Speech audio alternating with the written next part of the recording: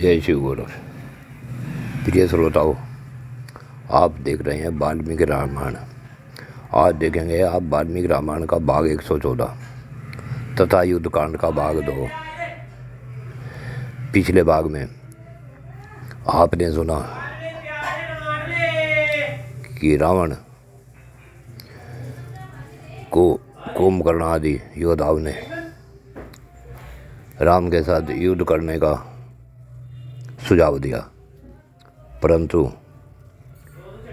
विभीषण ने उसे समझाया कि अगर तुमने केवल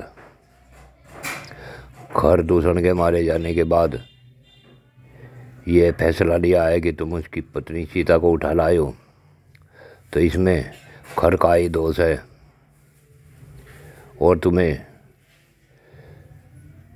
श्री राम को उसकी पत्नी वापस लौटा देनी चाहिए।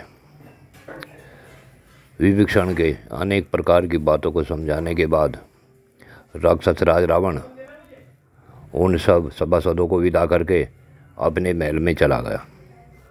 इससे आगे की कथा आज आप इस भाग 114 में सुनेंगे। दूसरे दिन सवेरा होते ही माँ तेजस्वी वीर विभीषण अपने बड़े भाई राक्षस राज रावण के घर गए। वहाँ पहुंचकर विभीषण ने अपने भाई को विजय के उद्देश्य से ब्राह्मणों द्वारा किए गए पुण्यान वाचन के पवित्र घोष सुने। वहाँ जाने पर राक्षसों ने उनका स्वागत सत्कार किया। विभीषण ने रावण को प्रणाम किया। विभीषण ने जगत की भली बुरी बातों को अच्छी तरह जानते हुए प्रणाम आदि व्यवहार का यथारूप से निर्वाह किया और युक्तियों द्वारा निश्चित तथा अत्यंत हितकारक बात कही। शत्रुओं को संताप देने वाले महाराज, जब से विदेह कुमारी सीता यहाँ आई है तभी से हम लोगों को अनेक प्रकार के मंगल सूचक अपशकुन दिखाई दे रहे हैं। घोड़े नए ग्रास से आनंदित, भोजन से संतुष्ट होने पर भी निंदापूर्ण स्वर में ही नींद आते हैं। क्रूर कोहें झुंड के झुंड एकत्र होकर कर्कश स्वर में काँव काँव करने लगते हैं तथा वे सतमहल के मकानों पर समूह के समूह इकट्ठे हुए देखे जाते हैं। लंकापुरी के ऊपर झुंड के झुंड गिद्ध उनका स्पर्श करते हुए से मंडराते रहते हैं। दोनों संध्याओं के समय सियार ने नगर के समीप आकर अमंगल सूचक शब्द करती हैं। ये वीर, और ऐसी परिस्थिति में मुझे तो यही प्रायश्चित अच्छा जान पड़ता है कि विदेह कुमारी सीता श्री रामचंद्र जी को लौटा दी जाए। यह बात आपके कानों तक पहुंचाने में प्राय सभी मंत्री संकोच करते हैं, परंतु जो बात मैंने देखी या सुनी है वह मुझे तो आपके आगे अवश्य निवेदन कर देनी चाहिए। अतः उस पर यथोचित विचार करके आप जैसा उचित समझे वैसा करें। विभीषण की हित कर मान अर्थ का साधक, कोमल, युक्ति संगत, भविष्य और वर्तमान काल में भी कार्य साधन में समर्थ बातें सुनकर रावण को बुखार चढ़ाया। उसने इस प्रकार उत्तर दिया, विभीषण, मैं तो कहीं से भी कोई भय नहीं देखता। राम विदेह मिथिलेश कुमारी सीता को कभी नहीं पा सकते। इंद्र सहित देवताओं की सहायता प्राप्त कर लेने पर भी लक्ष्मण के बड़े भाई राम मेरे सामने संग्राम में कैसे टिक सकेंगे। विभीषण, राक्षसों का राजा रावण मिथिलेश कुमारी सीता के प्रति काम से मोहित हो रहा था। विभीषण आदि उसका अनादर करने लगे थे, उसके कुकृत्यों की निंदा करते थे। इन सब कारणों से वह अत्यंत चिंतायुक्त एवं दुर्बल हो गया था। यह अत्यंत काम से पीड़ित होकर बारंबार विदेह कुमारी का चिंतन करता था। उस समय मंत्रियों और सुहृदों के साथ सलाह करके युद्ध को ही समुचित प्रस्ताव माना। एक विशाल रथ पर, जिसमें सुशिक्षित घोड़े जुते हुए थे, उस पर जा चढ़ा। गड़गड़ाहट पैदा करने वाले उस उत्तम रथ पर आरूढ़ राक्षस शिरोमणि दशग्रीव सभा भवन की ओर प्रस्थित हुआ। मार्ग में पृथ्वी पर खड़े हुए सभी राक्षस दोनों हाथ जोड़कर रथ पर बैठे हुए रावण को सिर झुकाकर वंदना करते थे। राक्षसों द्वारा की गई स्तुति, जय जयकार और आशीर्वाद सुनता हुआ शत्रुदमन रावण माँ तेजस्वी उस समय विश्वकर्मा द्वारा निर्मित राजसभा में पहुंचा। उस सभा भवन में रावण मृग का चर्म बिछा था। रावण उसी पर बैठ गया। फिर उसने अपने शीघ्रगामी दूतों को आज्ञा दी,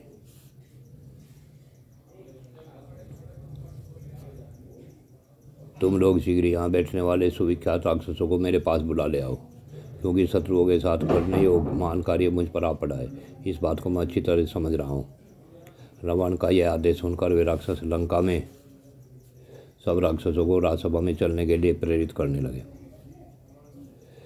तब उन राक्षसों में से कोई रथ पर चढ़कर चले तो कोई मजबूत घोड़ों पर सवार होकर, बहुत से राक्षस पैदल ही चल दिए। वहाँ पहुँचकर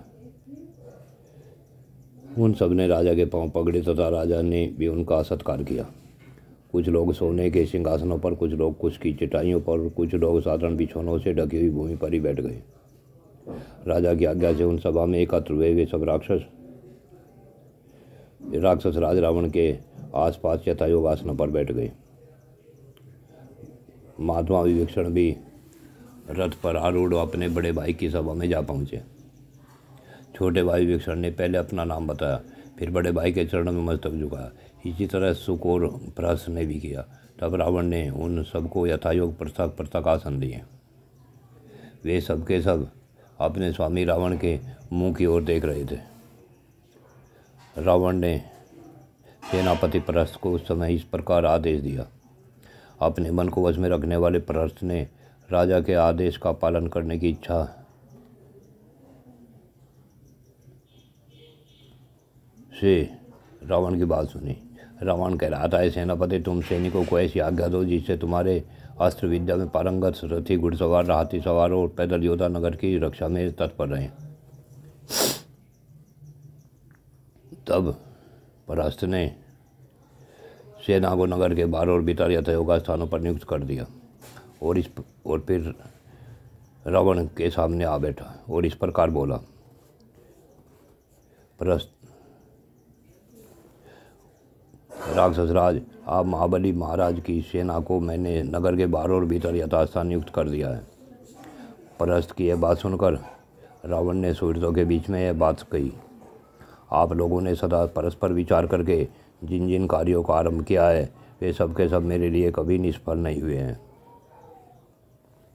समस्त शस्त्रधारियों में श्रेष्ठ महाबली कुंभकर्ण 6 महीने से सो रहे थे, अभी इनकी नींद खुली है। मैं दंडकारण्य से जो राक्षसों के विचरने का स्थान है, राम की प्यारी रानी जनक दुलारी सीता को हर लाया हूँ।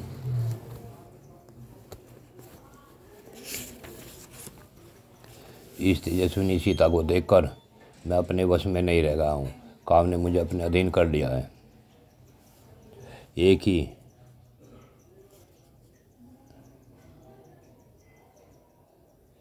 विशाल नेत्र वाली सीता ने मुझसे 1 वर्ष का समय मांगा है। इस बीच में मैं अपने पति श्री राम की प्रतीक्षा करेगी। मैंने सीता के उस सुंदर वचन को सुनकर उसे पूर्ण करने की प्रतिज्ञा कर ली है। जैसे बड़े मार्ग में चलते चलते घोड़ा थक जाता है, उसी प्रकार मैं भी काम पीड़ा से थकावट का अनुभव कर रहा हूँ। वैसे तो मुझे शत्रुओं की ओर से कोई डर नहीं है। एक ही वानर ने आकर हमारे यहाँ महान संहार मचा दिया था, इसलिए कार्य सिद्धि के उपायों को समझ लेना अत्यंत कठिन है। अतः जिसको अपनी बुद्धि के अनुसार जैसा उचित जान पड़े वह वैसा ही बताए। तुम सब लोग अपने विचार अवश्य व्यक्त करो। यद्यपि हमें मनुष्य से कोई भय नहीं है, तथापि तुम्हें विजय के उपाय पर विचार तो करना ही चाहिए। अब आप लोग आपस में सलाह कीजिए और कोई ऐसी सुंदर नीति बताइए जिससे सीता को लौटाना न पड़े तथा वे दोनों 10 कुमार मारे जाएं। जब तुम लक्ष्मण सहित श्री राम के आश्रम से एक बार यह बात सुनकर कामातुर रावण का यह खेदपूर्ण प्रलाप सुनकर कुंभकर्ण को क्रोध आ गया और उसने इस प्रकार कहा, जब तुम लक्ष्मण सहित श्री राम के आश्रम से एक बार स्वामी मनमाना विचार करके सीता को यहाँ बलपूर्वक हर लाए तो उस समय तुम्हारे चित्त को हम लोगों के साथ इस विषय में सुनिश्चित विचार कर लेना चाहिए था।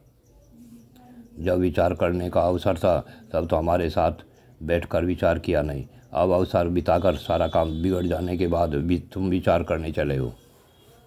महाराज, तुमने जो है छलपूर्वक छिपकर पर स्त्री हरण आदि कार्य किया है, यह सब तुम्हारे लिए बहुत अनुचित है। इस पाप कर्म को करने से पहले ही आपको हमारे साथ परामर्श कर लेना चाहिए था। महाराज, तुमने भावी परिणाम का विचार किए बिना यह बहुत बड़ा दुष्कर्म आरंभ किया है। जैसे विष मिश्रित भोजन खाने वाले के प्राण हर लेता है, उसी प्रकार श्री रामचंद्र जी तुम्हारा वध कर डालेंगे। उन्होंने अभी तक तुम्हें मार नहीं डाला, इसे अपने लिए सौभाग्य की बात समझो। यद्यपि तुमने शत्रुओं के साथ अनुचित कर्म आरंभ किया है, तथापि मैं तुम्हारे शत्रुओं का संहार करके सबको ठीक कर दूंगा। राम मुझे एक बाण से मारकर दूसरे बाण से मारने लगेंगे, उसी बीच में उसका खून पी लूँगा, इसलिए तुम पूर्णतः निश्चिंत हो जाओ। मैं दशरथ नंदन श्री राम का वध करके तुम्हारे लिए सुखदायिनी विजय सुलभ कराने का प्रयत्न करूँगा। लक्ष्मण सहित राम को मारकर समस्त वानरी उत्पत्तियों को खा जाऊँगा। महापार्श ने 2 घड़ी तक कुछ सोच विचार करने के बाद हाथ जोड़कर कहा, जब आपका मनोरथ सफल हो जाएगा तब फिर आप पर कौन सा भय आएगा। यदि वर्तमान एवं भविष्य में कोई भय आया भी हो तो उस समस्त भय का यथोचित प्रतिकार किया जाएगा। महाबली राक्षसराज, यहाँ आपके जो भी शत्रु आएंगे हम लोग अपने शस्त्रों के प्रताप से वश में कर लेंगे, इसमें संशय नहीं है। महापार्श के ऐसा कहने पर उस समय लंका के राजा रावण ने उसके वचनों की प्रशंसा करते हुए इस प्रकार कहा, महापार्श, बहुत दिन हुए पूर्व काल में गुप्त घटना घटित हुई थी। मुझे शाप प्राप्त हुआ था। अपने जीवन के उस गुप्त रहस्य को आज मैं तुम्हें बता रहा हूँ, उसे सुनो। जो पिता मैं ब्रह्मा जी के भवन की ओर जा रही थी, मैंने एक ऐसी अप्सरा को देखा था। वह अप्सरा मेरे भय से रुकती छिपती आगे बढ़ रही थी। मैंने बलपूर्वक उसके वस्त्र उतार दिए और हठात उसका उपभोग किया। इसके बाद वह ब्रह्मा जी के भवन में गई। उसकी दशा हाथी द्वारा मसल कर फेंकी हुई कमलनी के समान हो रही थी। मैं समझता हूँ कि मेरे द्वारा उसकी जो दुर्दशा की गई थी वह पितामह ब्रह्मा जी को ज्ञात हो गई। इससे वे अत्यंत कुपित हो उठे और मुझसे इस प्रकार बोले, आज से यदि तू किसी दूसरी नारी के साथ बलपूर्वक समागम करेगा तो तेरे मस्तक के 100 टुकड़े हो जाएंगे, इसमें संशय नहीं है। इस तरह मैं ब्रह्मा जी के हिसाब से भयभीत हूँ, इसलिए अपनी शुभ सिंह पर विजय कुमारी सीता को हटाते एवं बलपूर्वक नहीं चढ़ाता हूँ। मैंने धनुष से छूटे हुए 2 जीव वाले सर्पों के समान भयंकर बाणों को संग्राम में श्री राम ने कभी नहीं देखा, इसलिए वे मुझ पर चढ़े आ रहे हैं। अपनी विशाल सेना से घिरा हुआ मैं उनकी उस वानर सेना को आत्मसात कर लूँगा। राक्षस राज रावण के इस वचनों और कुंभकर्ण की गर्जना को सुनकर विभीषण ने रावण से ये सार्थक और हितकारी वचन कहे, ये राजन, सीता नामधारी विशाल काय महान सर्प को किसने आपके गले में बांध दिया है। उसके हृदय का भाग ही उस सर्प का शरीर है, चिंता ही विष है, सुंदर मुस्कान ही उस तीखी दाढ़ है और प्रत्येक हाथ की 5-5 उंगलियां ही उसके इस सर्प के 5 सिर हैं।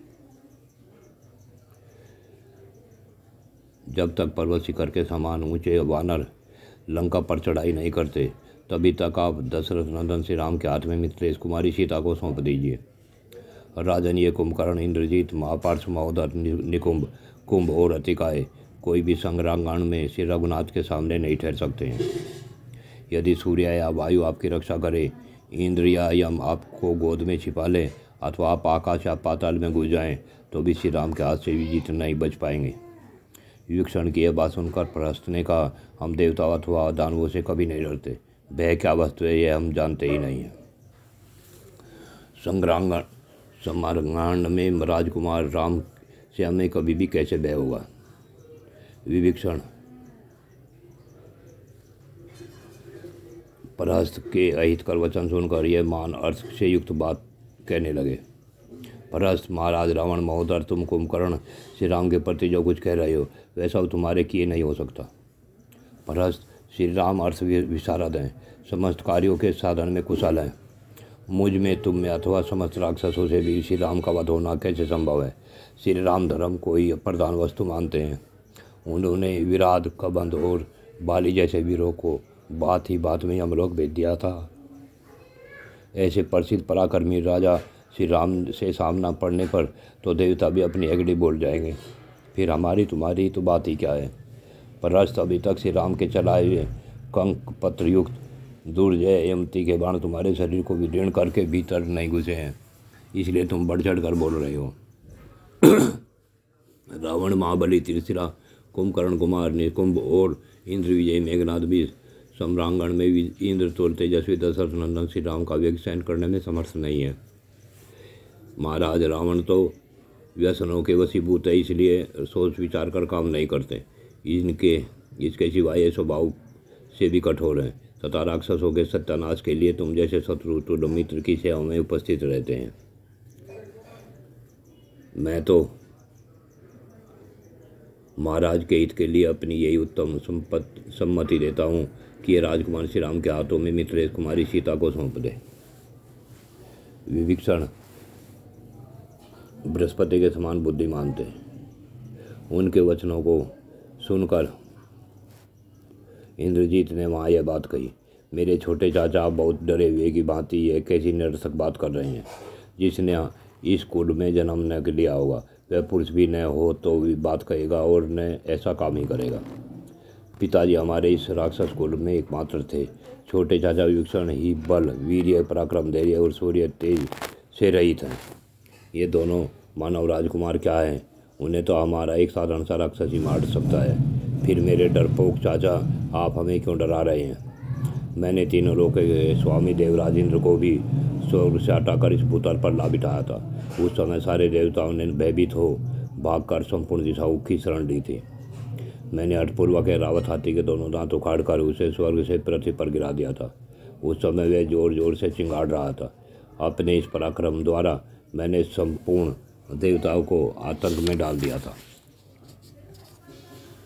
जो उत्तम बल पराक्रम से संपन्न है वही मुझ जैसा वीर मनुष्य जाति के दो साधारण राजकुमारों का सामना कैसे नहीं कर सकता है।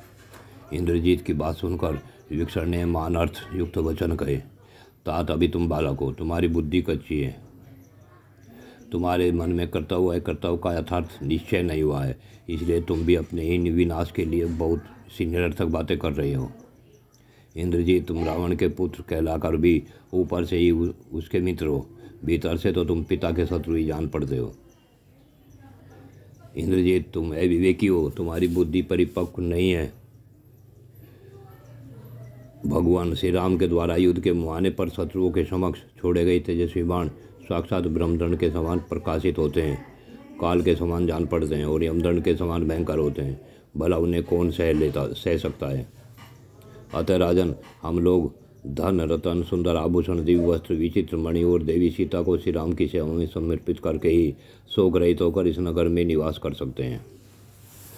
रावण के सिर पर काल मंडरा रहा था, इसलिए उसने विभीषण से कठोर वाणी में कहा, भाई, शत्रु और कुपित विषधर सर्प के साथ रहना पड़े तो रह ले, परंतु जो मित्र कहलाकर भी शत्रु की सेवा कर रहा हो उसके साथ कदापि न रहे।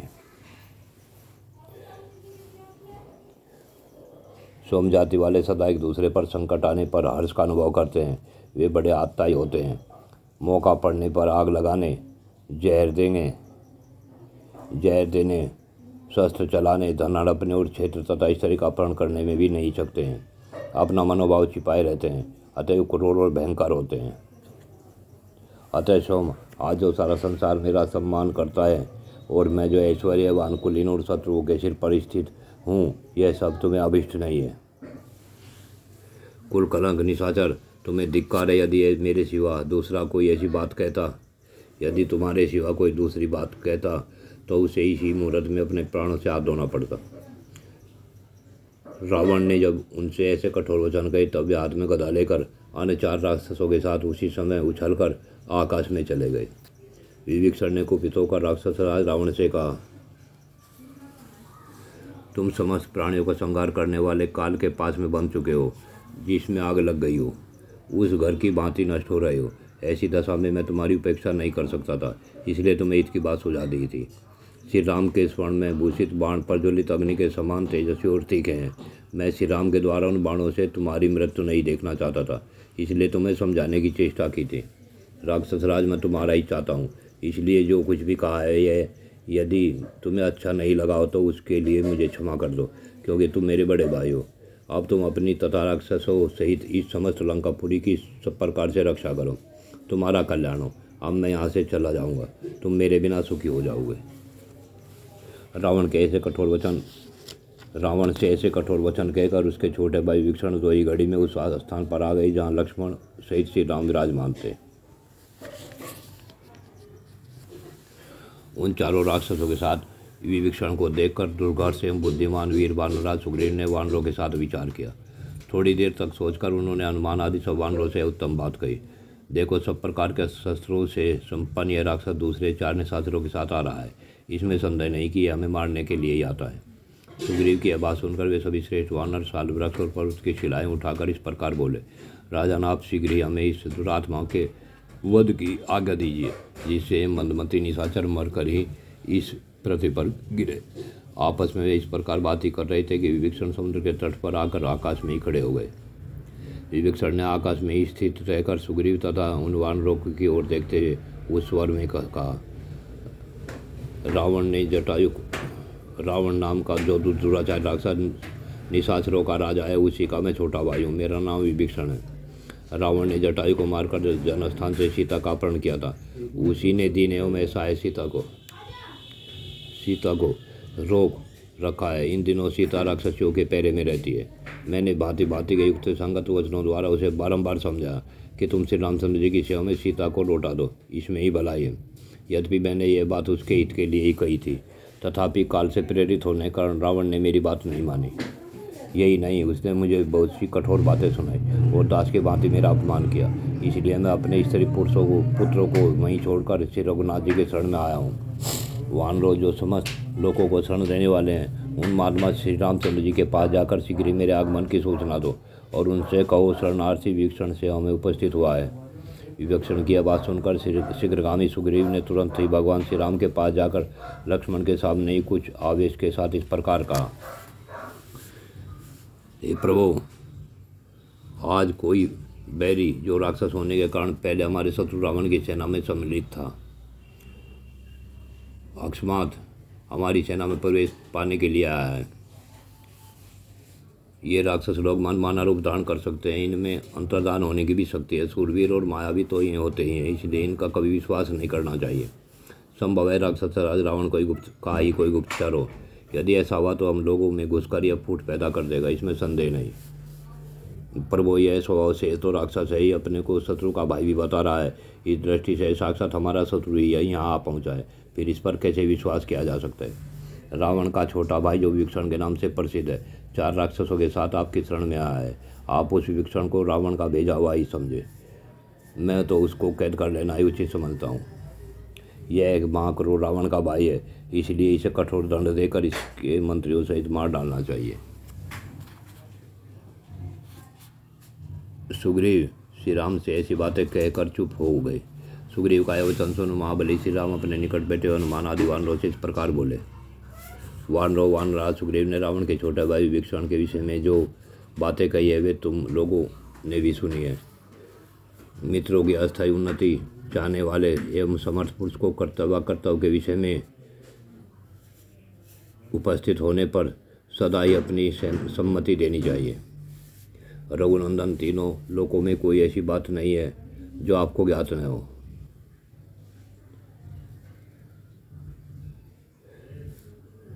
अतः आप मित्र भाव से हमारा सम्मान बढ़ाते हुए हमसे सलाह पूछते हैं। इसलिए आपके सभी बुद्धिमान सचिव एक एक करके बारी बारी से अपने युक्त विचार प्रकट करें।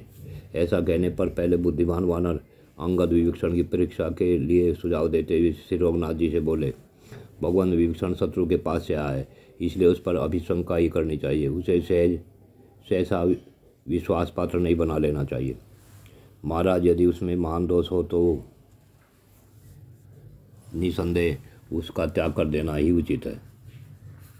तदंतर संभर ने सोच विचार कर यह सार्थक बात कही, हे पुरुष सिंह, इस विभीषण के ऊपर शीघ्र ही कोई गुप्तचर नियुक्त कर दिया जाए।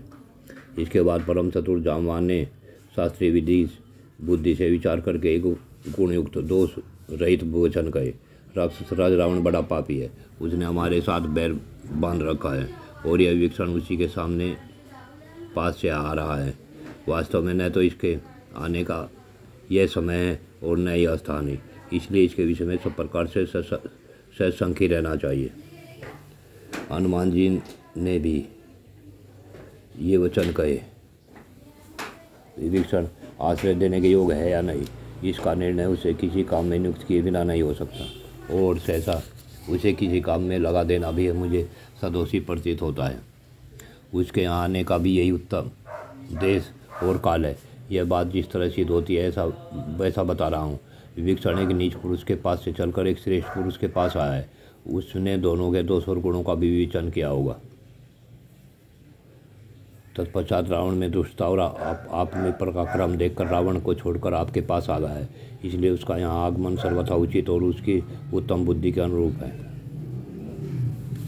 इसके सिवा महाराज किसी दूसरे के मन की बात को सहसा समझ लेना असंभव है। बीच बीच में स्वर भेद से आप अच्छी तरह निश्चय कर ले कि साधु भाव से है या असाधु भाव से। दुष्ट पुरुष कभी निसंग एवं स्वस्थित होकर सामने नहीं आ सकता। इसके सिवा इसकी वाणी भी दोषयुक्त नहीं है। अतः मुझे इसके विषय में कोई संदेह नहीं है। कोई अपने आकार को कितना ही क्यों न छिपाए, उसके भीतर का भाव कभी छिप नहीं सकता।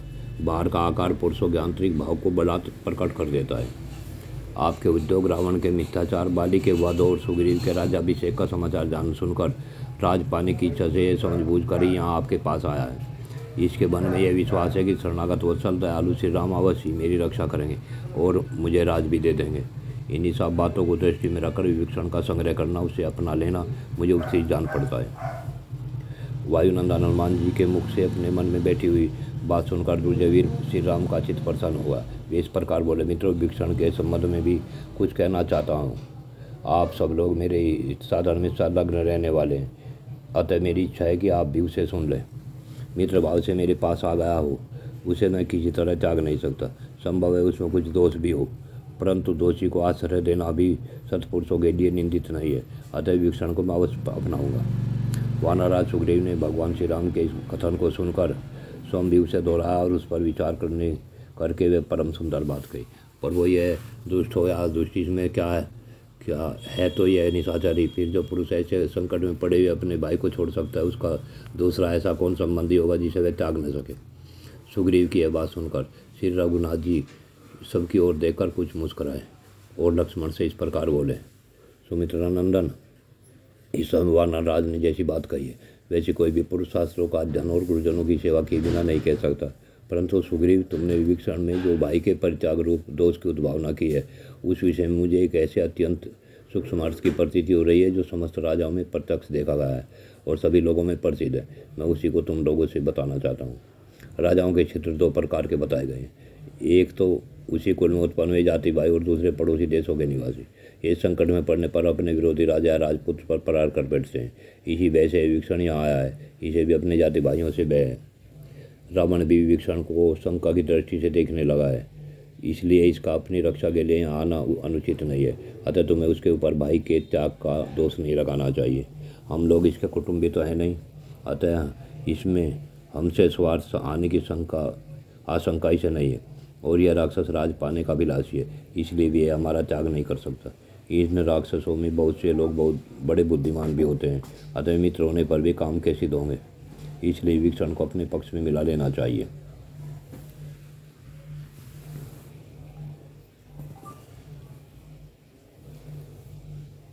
हमसे मिल जाने पर ये विभीषण आदि निश्चिंत एवं प्रसन्न हो जाएंगे।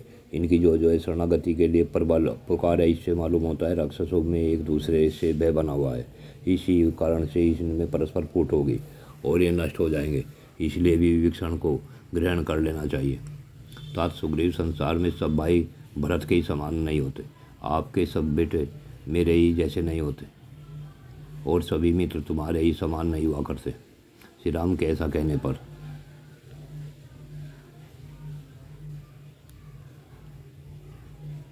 सुग्रीव ने उठकर प्रणाम किया और इस प्रकार कहा, उचित कार्य करने वाले श्रेष्ठ रघुनंदन, आप उस राक्षस को रावण का भेजा हुआ है ही समझे। मैं तो उसे कैद कर लेना ही ठीक समझता हूँ।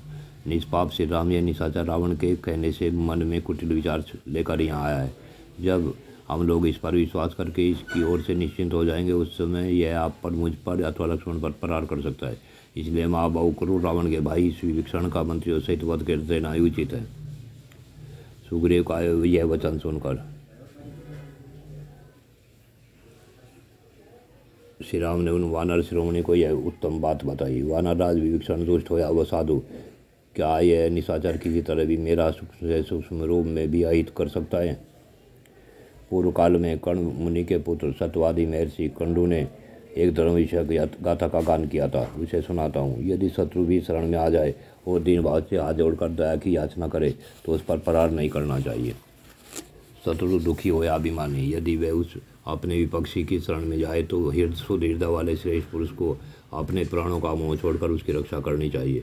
यदि यह भय, मोह अथवा लोक में बड़ी निंदा होती है, यदि शरण में आया हुआ पुरुष संरक्षण न पाकर उस रक्षक के देखते देखते नष्ट हो जाए तो उसके सारे पुण्य को अपने साथ ले जाता है। इसलिए मैं तो महर्षि कंडू के उस यथार्थ और उत्तम वचन का ही पालन करूंगा, क्योंकि वह परिणाम में धर्म, यश और स्वर्ग की प्राप्ति कराने वाला है। जो एक बार भी शरण में आकर मैं तुम्हारा हूँ ऐसा कहकर मुझसे रक्षा की प्रार्थना करता है, उसे मैं समस्त प्राणियों से अभय कर देता हूँ। यह मेरा सदा के लिए व्रत है। अतः कपिश्रेष्ठ सुग्रीव, यह विभीषण हो या स्वयं रावण आ गया हो, तुम उसे ले आओ, मैंने उसे अभय दान दे दिया। अतः रघुनंदन विभीषण शीघ्र ही यहाँ हमारे जैसे होकर रहें और हमारी मित्रता प्राप्त करें। तदंतर वानरराज सुग्रीव की कही हुई यह बात सुनकर राजा श्री राम शीघ्र आगे बढ़कर विभीषण से मिले और मानो देवराज इंद्र पक्षीराज गरुड़ से मिल रहे हो। जय श्री गोरक्ष। प्रिय श्रोताओं, आज की कथा यहीं पूर्ण होती है। आगे की कथा अगले भाग में। जय शिव गोरक्ष।